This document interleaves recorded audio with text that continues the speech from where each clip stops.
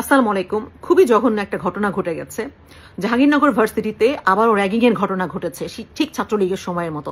এবং র্যাগিং এ কি হয়েছে, সাংবাদিকরা সামহাও খবর পেয়ে দেখে যে একটা রুমে এই প্রচন্ড গরমে দরজা জানালা বন্ধ করে লাইট অফ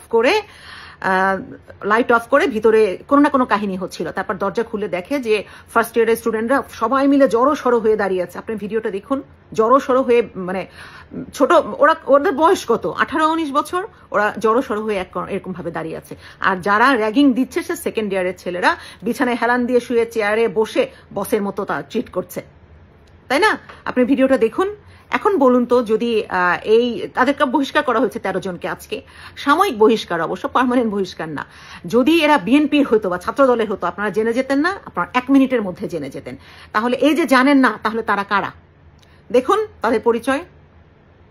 কন্টিনিউয়াস সাদিক কায়েম এবং শিবিরের নেতাদের সবগুলো পোস্ট শেয়ার করে এবং ভীষণ খুশি। তাহলে কারা ওনাদের পোস্ট, সাদিক কায়েমের পোস্ট, শিবিরের পোস্ট শেয়ার করবে? অবশ্যই বিএনপির কেউ না। তাহলে কারা? তাদের দলেরই সদস্য।